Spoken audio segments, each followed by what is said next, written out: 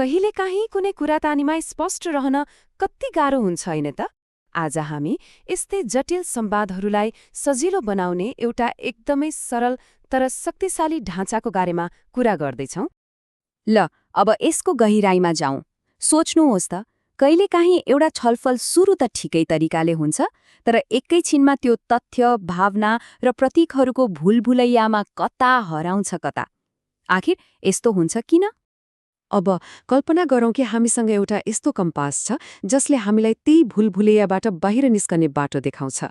आज हामीले कुरा गर्न लागेको यो ढाँचा हो त्यस्तै एउटा कम्पास हो जसले सञ्चारमा स्पष्टता ल्याउन मद्दत गर्छ। यही हो हाम्रो मुख्य मार्गदर्शक सिद्धान्त, हाम्रो ध्रुवतारा। यो एउटै वाक्यले पूरै ढाँचाको सार बोकेको छ। वास्तविकता, प्रतीक, अभिव्यक्ति र ऊर्जा, यी 4 कुरालाई सही ठाउँमा राख्न सक्नु नै सबभन्दा ठूलो कुरा हो। ल अब सुरु गरौँ यो ढाँचाको सबैभन्दा महत्त्वपूर्ण भागबाट।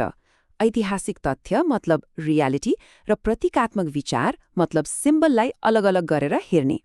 यो भिन्नता बुझ्नु नै सफा कुराकानीको जग हो। अब यहाँ हेरौँ है, हामी प्राय एउटा वैचारिक पासोमा पर्छौं। एकातिर छ वास्तविकता, जस्तै सावित्रीबाई र ज्योतिराव फुले। उहाँहरूले साँच्चीकै काम गरेर शिक्षामा सबैको पहुँच पुर्याउनुभयो, जुन एउटा ऐतिहासिक तथ्य हो। अनि अर्कोतिर छ प्रतीक, जस्तै देवी सरस्वती, जो ज्ञानको प्रतीक हुनुहुन्छ, तर उहाँले स्कुल खोल्नु भएको ऐतिहासिक घटना होइन। जब हामी यी दुई कुरालाई आपसमा मिसाइदिन्छौँ नि, हो त्यहीबाट छलफल भावनात्मक र तर्कहीन बन्न थाल्छ। त्यसैले स्पष्ट संवादको लागि यी दुईलाई छुट्याउनु एकदमै जरुरी छ। ठिक छ, वास्तविकता र प्रतीकलाई त छुट्यायौं। अब यो ढाँचा प्रयोग गरेर छलफलमा कसरी सहभागी हुने त? आउनुहोस् केही व्यावहारिक नियमहरू हेरौँ। यहाँ 3वटा एकदमै महत्त्वपूर्ण नियमहरू छन्। पहिलो, कसले के गर्यो भन्ने कुरामा स्पष्ट हुने, कसले अवसर दियो र कसले रोक्यो यसलाई मिसाउनु भएन। दोस्रो, सबै यस्तै हुन् भनेर सबैलाई एउटै डालोमा हाल्नुभन्दा केही यस्ता छन् भनेर कुरालाई सटीक बनाउनुपर्छ। र तेस्रो र सायद सबैभन्दा महत्त्वपूर्ण, जब आफ्नो कुराले छलफललाई अगाडि बढाउँछ तब मात्र बोल्ने, नत्र बेकारको तर्कमा आफ्नो ऊर्जा किन खर्च गर्ने, होइन र? हामीले बाहिरबाट पालना गर्नुपर्ने नियमहरू त हेर्यौं, तर यी नियमहरूलाई सही तरिकाले प्रयोग गर्न हाम्रो भित्री सोच, हाम्रो मानसिकता कस्तो हुनुपर्छ त? ल अब यसबारे कुरा गरौँ। यो ढाँचामा प्रेम शब्दको अर्थ रोमान्टिक होइन, बरु एकदमै व्यावहारिक छ। यसको अर्थ हो स्पष्टता र सम्मानको एउटा सन्तुलन। जस्तै परिवारमा पैसाको कुरा गर्नु पर्यो रे, प्रेमको अर्थ चुप लागेर बस्नु होइन, बरु आर्थिक वास्तविकतालाई जस्ताको त्यस्तै स्पष्टता, तर कसैलाई पनि आरोप नलगाई सम्मान प्रस्तुत गर्नु हो। मतलब सत्य बोल्न नडराउने, तर अनावश्यक झगडा पनि सुरु नगर्ने।